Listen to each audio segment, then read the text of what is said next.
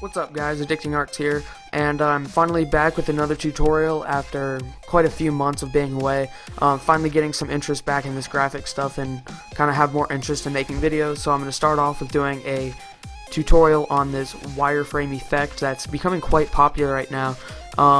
It's very nice, it's very easy, and it looks great on backgrounds, and I'm going to show you guys how to do this. So you want to have Cinema 4D R12 preferably. I don't know if it works on 11.5 because I haven't tried it on it, but this is R12 and it works great on here.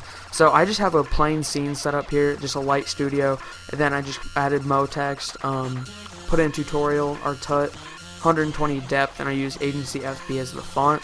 I just added a material to it, and that's all you really need to do. The text just needs to can be simple, it can be complex, and you can add the wireframe effect to anything in Cinema 4D. Anything that's in this area right here can be wireframed.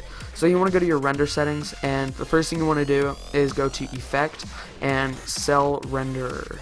After you do this, you'll come up with these options right here. You want to check edges, you want to change the background or the edge color to white, and change the background color to black, and that's good for that. Now for your rest of your settings, make sure that their general is full render, output is 1280 by 720 or 1920 by 1280 or whatever the other one is. The resolution, I just keep it on 72. You can change it to wherever you want. And for save, make sure you save it to wherever you want. Make sure it's a PNG, and you click alpha channel, and then just render this out. It'll take like 20 to 30 seconds, I guess, and then you just want to open up, actually you want to go back to Cinema 4D, so that'll do the wireframe. And then for the second part of it, you're going to want to not do a wireframe to this, so just uncheck cell render and you'll be good. You can just click change save and save it as a different file, file name, keep everything the same, but you need to make sure that you don't change the view in the perspective, anything. Like, you can't move it left to right at all. It just has to be exactly the same, or else it just won't turn out right. So after you do this, you want to open up both images in Photoshop. So I'm going to go to File, Open, go to my desktop, and find both of these pictures. One's the wireframe, and it'll look like this. It's just a black text with the white lines on it. The white lines are the wireframe. And then the second image will just be your normal text, and if you click between them, you'll notice that it's the same exact image, just different renders.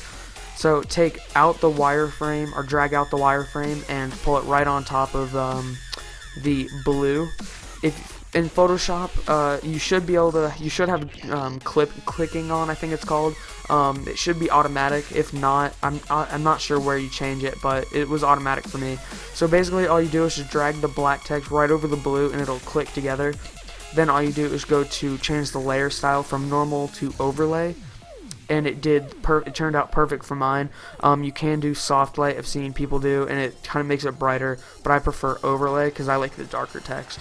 After that, I usually just merge the layers by highlighting the top, holding shift, clicking the second, right clicking, going to merge layers, and then I just go ahead and add my normal effects to it. So I generally start off with a gradient overlay, and I just do the standard white to black gradient, 90-degree angle, 100% opacity, and I just do soft light.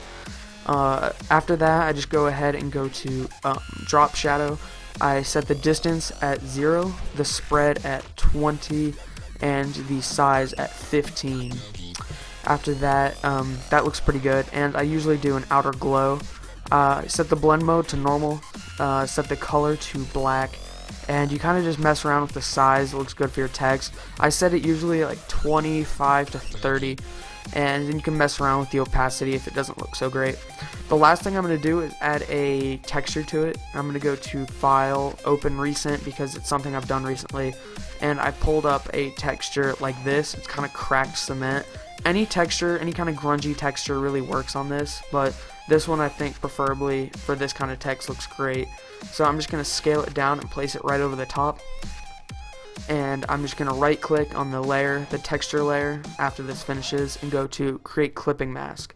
After this, you can send it to change the blending options to, or the layer style to soft light. Zoom in again, and you can see it's kind of grungy now. So that's it, guys. That's pretty much exactly what I did for these two, and as you can see, they both look alike. That's how you do the wireframe. Thanks guys for watching this tutorial. I hope you guys liked it. I hope it helped you. If it did help you, please subscribe, like, comment, please. It'll help a lot. And I'll see you guys in the next one. Bye.